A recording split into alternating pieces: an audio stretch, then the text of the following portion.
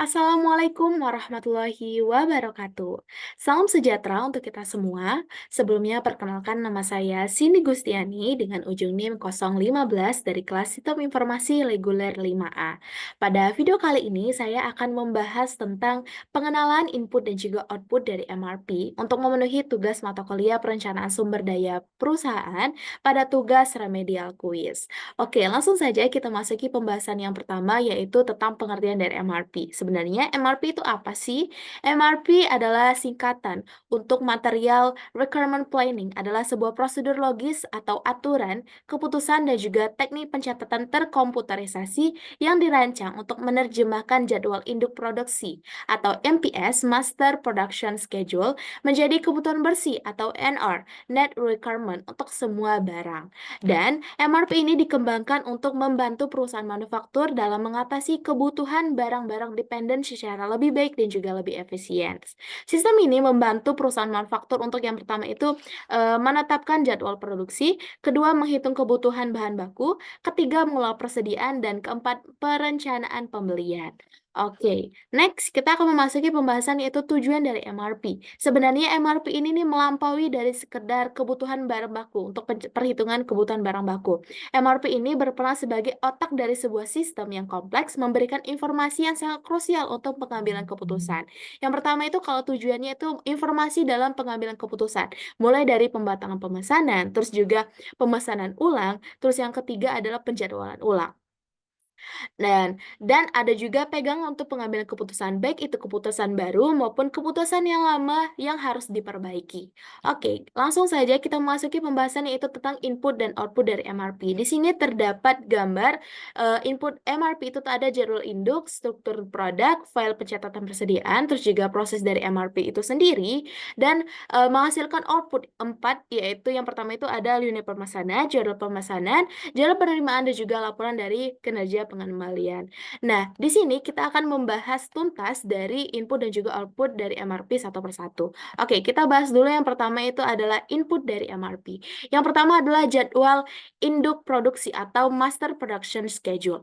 Merupakan ringkasan jadwal produksi untuk produk jadi dalam periode mendatang yang dirancang berdasarkan pemesanan pelanggan atau peramalan permintaan. Jadi JIP ini nih mendukung perencanaan rinci mengenai jumlah dan juga produksi yang dibutuhkan pada setiap awal maupun akhir periode dalam satu jangka perancangan. Dan ini nih memperhatikan kapasitas yang tersedia. Jadi keputusannya itu harus diambil strategis untuk peramalan. Jadi meramal tuh kebutuhan mana yang harus dibeli. Oke, next selanjutnya yang kedua ada status persediaan inventory atau master file atau inventory status record. Dan di inventory status record itu tuh pencatatan ini menggambarkan persediaan semua item yang ada, mulai dari jumlah persediaan yang dimiliki pada setiap periode, jumlah barang yang sedang dipesan dalam waktu mendatang atau pesanan tersebut atau on order inventory, dan juga lead time pada setiap bahan. Jadi ada waktu tunggunya berapa lama sih pada setiap bahan tersebut. Oke, next. Selanjutnya adalah struktur produk atau Bill of Materials atau sering disingkat dengan BOM. Adalah hubungan antar produk dan komponen penyusunnya yang memberikan informasi mengenai daftar komponen, campuran bahan, dan juga bahan baku yang diperlukan atau dalam membuat produk tersebut. Jadi BOM ini menyertakan mulai dari deskripsi, penjelasan, terus juga ada kuantitas dari setiap bahan baku yang dibutuhkan untuk memproduksi satu unit produk. Oke, next. Selanjutnya kita memasuki pembahasan untuk output dari MRP. Output MRP ini yang pertama itu adalah Planned Order Schedule atau jadwal pemesanan terencana, yaitu menentukan jumlah kebutuhan material serta waktu pemesanannya dalam masa mendatang. Yang kedua adalah Order Replace. Yang kedua adalah Order Replace to request report adalah laporan pengeluaran pesanan. Laporan ini berguna untuk membeli, bernegosiasi dengan pemasok dan juga manajer manufaktur untuk mengontrol proses produksi. Yang ketiga adalah change to planning order atau perubahan terhadap rencana yang telah direncanakan. Ini mencakup seperti tadi tujuan dari MRP, yaitu pembatalan, mengurangi pemesanan, terus juga pengubahan jumlah dari pesanan yang telah direncanakan.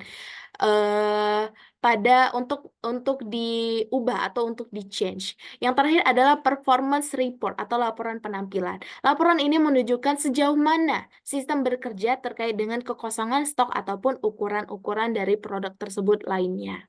Oke, next. Nah, kita memasuki di akhir yaitu kesimpulan. Jadi, sistem MRP atau Material Requirements Planning ini nih sangat berguna pada input dan juga output data.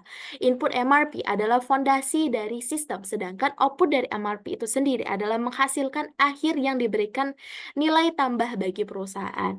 Nah, input MRP itu tuh berupa data-data mulai dari tadi ada bill of materials, terus juga master data produk ataupun rencana produksi. Data ini kemudian diolah oleh sistem untuk menghasilkan output berupa laporan perencanaan produksi, jadwal, pembelian, dan juga evaluasi dari kerja. Output inilah yang menjadi dasar bagi perusahaan pengambilan keputusan terkait dengan produksi, pembelian, terus juga pengelolaan persediaan. Dengan kata lain, input ini nih bahan baku informasi, sedangkan output adalah hasil olahan yang siap digunakan untuk menjalankan operasi yang efektif dan juga efisien. Oke, next. Mungkin itu saja video penjelasan yang bisa saya sampaikan. Mohon maaf bila ada kesalahan kata maupun kekurangan. Saya akhiri, wabillahi taufiq wal hidayah. Wassalamualaikum warahmatullahi wabarakatuh. Sekian, terima kasih.